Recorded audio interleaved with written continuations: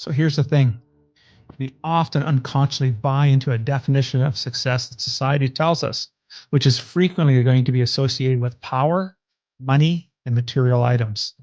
We also need to be careful of who we speak to about what we want to achieve in life, because there's going to be a lot of naysayers out there who want to feign from this position of trying to protect us from failure, when in actuality, all they're doing is protecting themselves from being felt like they were being left behind.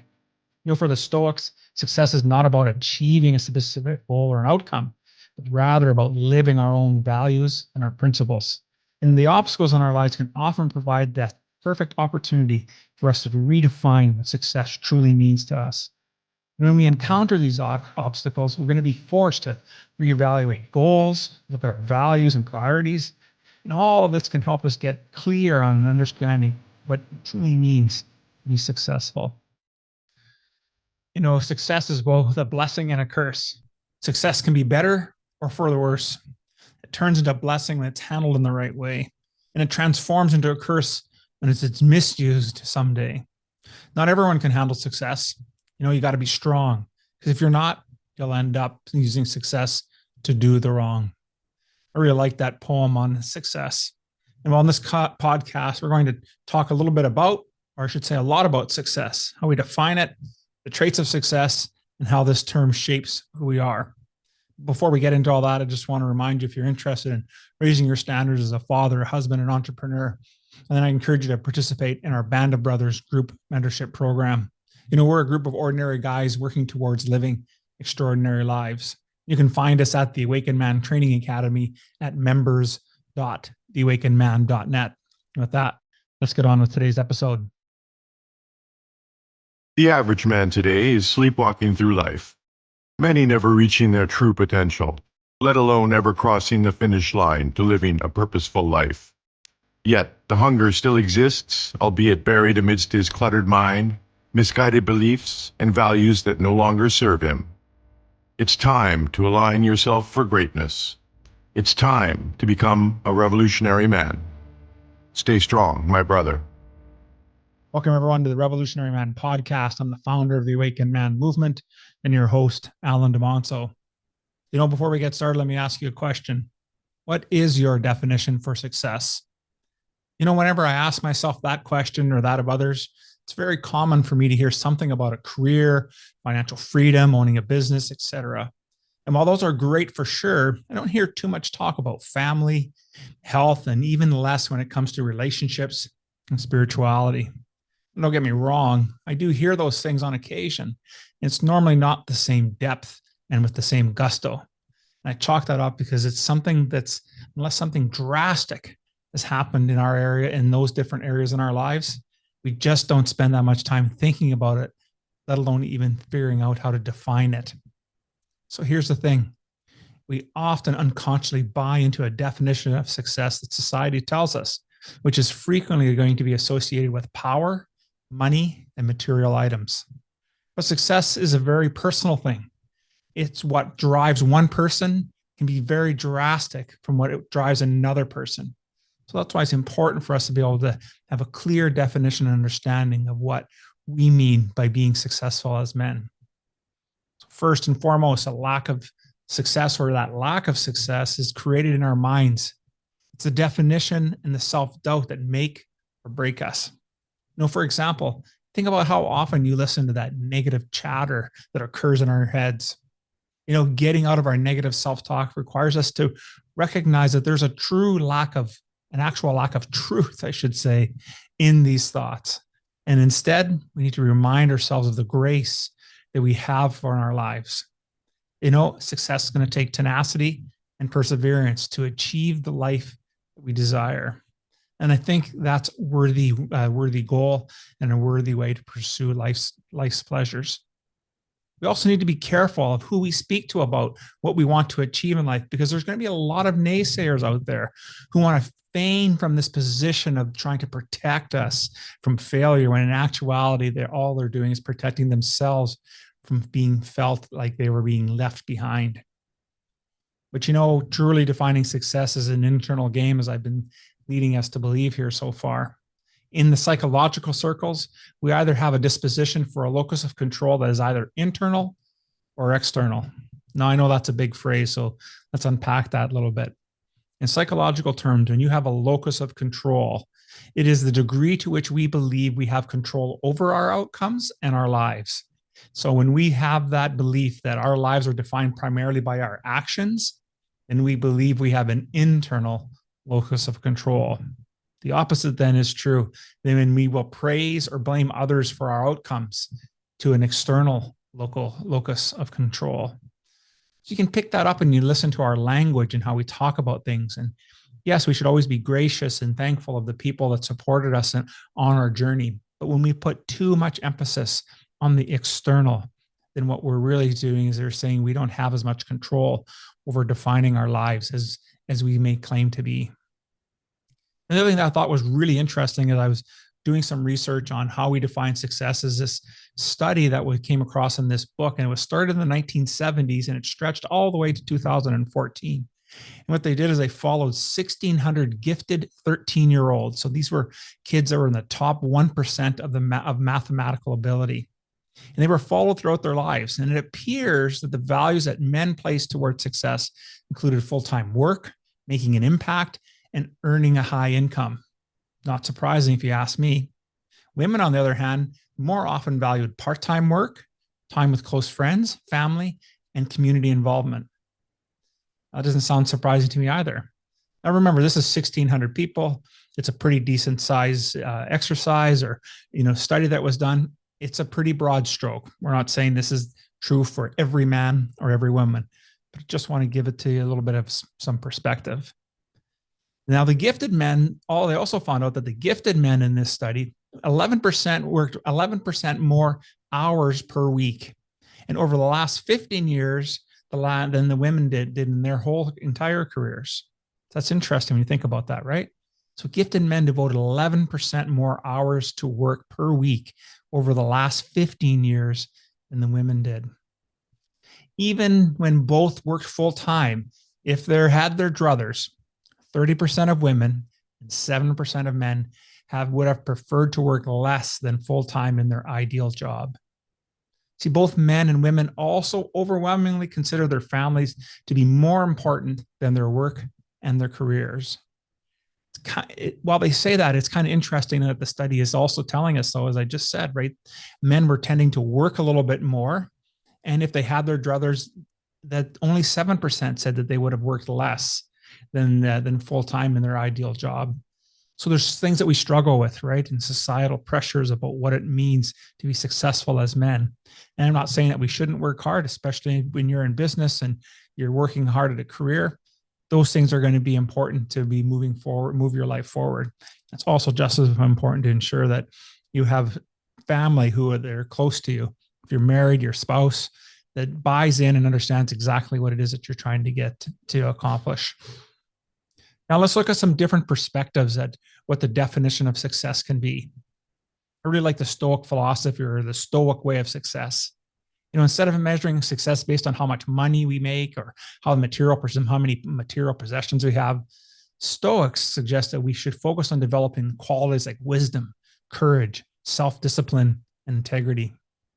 For the Stoics, success is not about achieving a specific goal or an outcome, but rather about living our own values and our principles. So this really means that success is not something that can be attained and then forgotten, but rather it's an ongoing process of self-improvement and growth. Stoics also emphasize the importance of focusing on what is within our control rather than external circumstances. So you go back to that locus of control idea I mentioned earlier, which can be unpredictable and uncontrollable, right? When we're focusing on the external stuff. By focusing on developing our own virtues and qualities, we can achieve a sense of inner calm and fulfillment that is not dependent on external circumstances. I really like that definition for success. Now, if you're a spiritual individual and you follow the Christian path, here's a little different take on what a Christian may feel is a definition for success. So a big difference between the Christianity and Stoicism is that the Christianity emphasized the importance of a faith in God and the pursuit of salvation as the ultimate goal. So it involves living a life that is aligned with God's will, practicing virtues like love, compassion, and humility, and seeking forgiveness for one's sins. So really success, therefore, is often defined in terms of one's relationship with God and one's ability to follow his teachings. And saying that is popular in Christian circles is that God first, family second, and everything else follows. And so I do believe in that philosophy as well, and feel that that is such an important part of how we measure ourselves in success. But another difference is that Christianity also places a greater emphasis on the importance of community, and I really like this part as well, and service to others. Christians are encouraged to love and serve others, to use their talents and resources to help those who are in need. It's that volunteering piece that really brings meaning to our lives, and to work towards creating a better life or a better world for all of us. And now I wanted to also touch on those of us that may follow more of an Eastern philosophy or an Eastern idea of what life should be like. And so here's some ideas on how the Eastern religions define success. So in their definition is really much more in the esoteric term. So it's like finding inner peace and contentment through practicing meditation and mindfulness.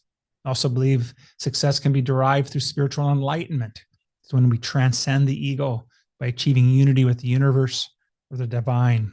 Extremely esoteric when I say those words. And living in harmony with nature, selflessness and compassion. When I read that or I think about that, I think of Emerson and all his work and how he defines success. And these definitions tend to sound and feel passive, but really once they're deeply understood, they can be incredibly powerful for how we choose to live our lives. But regardless of whatever definition we're going to choose, or as we start to form our definition for success, there is going to be an option. There's going to be obstacles, I should say, that will pop up in our lives. And the obstacles in our lives can often provide that perfect opportunity for us to redefine what success truly means to us.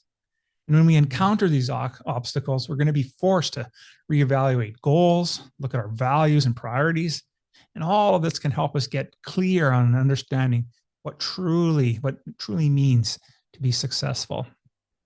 So here are some ways that obstacles can help us define our success. First, it's going to help us clarify our goals. Obstacles can help us refine and to clarify our goals, as we may need to adjust our expectations and our plans in order to overcome them. But when we identify what we truly want to achieve, we can better define success in our terms. Obstacles can also help us build resilience. By overcoming obstacles can help us build this resilient muscle and have a greater sense of inner strength and perseverance. Here at the Awakened Man, we practice a virtue of grit. It's this combination of strength and perseverance. And this can help us redefine how success is, not just by achieving a goal, but also our ability to handle difficult situations and setbacks. Obstacles can also help us to focus on the journey, because far too often do we look at the end goal. Whenever we encounter an obstacle, it can really shift our focus from that end result, but really get us on the path, on the journey itself. What's happening in front of me today? What do I need to change today in order for me to really become successful? So success may not solely be defined by achieving any type of outcome, but also by the progress that we make, the lessons that we learn, and the personal growth that we experience along the way. And of course, obstacles are going to help us reevaluate the values in our life, because obstacles will challenge our beliefs and our values. It's going to prompt us to reevaluate what truly is important to us. And this ultimately leads us to redefine success as aligning with our core values, and rather than simply achieving an external outcome or an external accomplishment. So I really feel that it's important for us to understand the value that obstacles can bring us to help us define our success, because we get to clarify so many parts of ourselves, our goals, building resilience, focusing on our journey, and really reevaluating our values and limiting beliefs. And when we embrace these challenges, and we can use them as an opportunity for growth for ourselves, and then we can totally redefine what success means in our own terms and live a more fulfilling and meaningful life. But finally, I would like to leave you with 7 ways or 7 ideas for creating your definition for success. Now, of course, this is not an exhaustive list by any stretch, and its intent is to get you to think outside of the typical ideas that you normally would consider for success. So the first thing is a successful man embraces a partnership where both people contribute, where he might not make more money than his partner. And I want us to understand that we don't need to be afraid about being that kept man, gentlemen.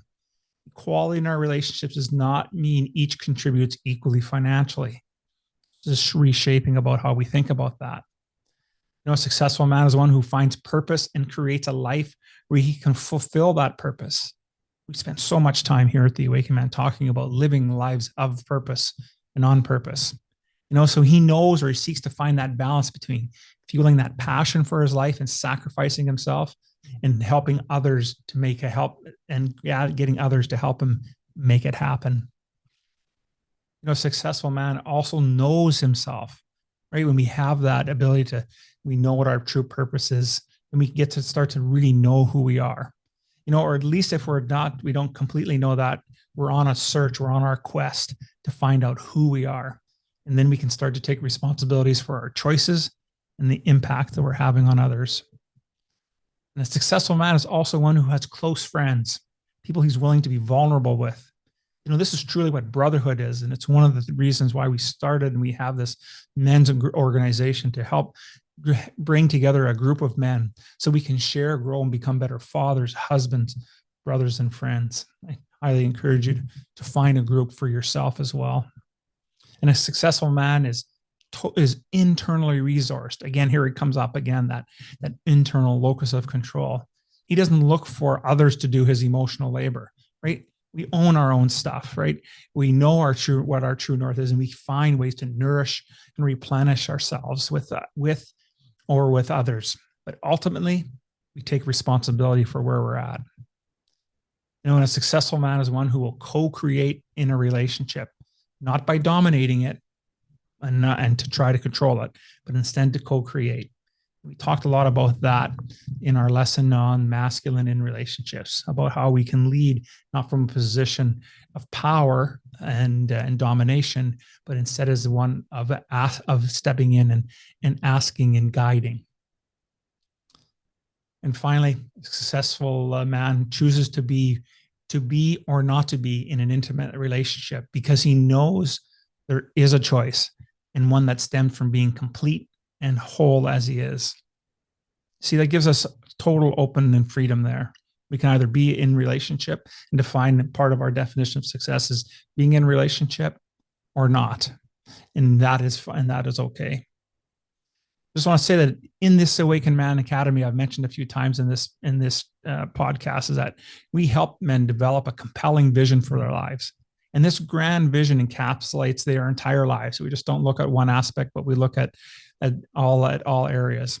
And it brings meaning and purpose into their efforts, and it leads them from dreamers to achievers. But you know what? The only way you can learn about this is you got to take action. You have to start your own hero's quest. And we have just a program for you to do that. It's a 90-day mentoring program that's going to raise the standard that you show up in at least one aspect of your life. And as all tides raise all ships, it's going to do that for you too. And to make it easy for you, I'm going to provide a link on this page for you to speak one-on-one with me to see if we're going to be a fit. Why is that? Because not all men are ready to commit. And those that do those make such huge strides in their life. So if you're that kind of man that's ready to make a change, I'm going to look forward to seeing you and working with you in the Awakened Man program. Aho, my brothers.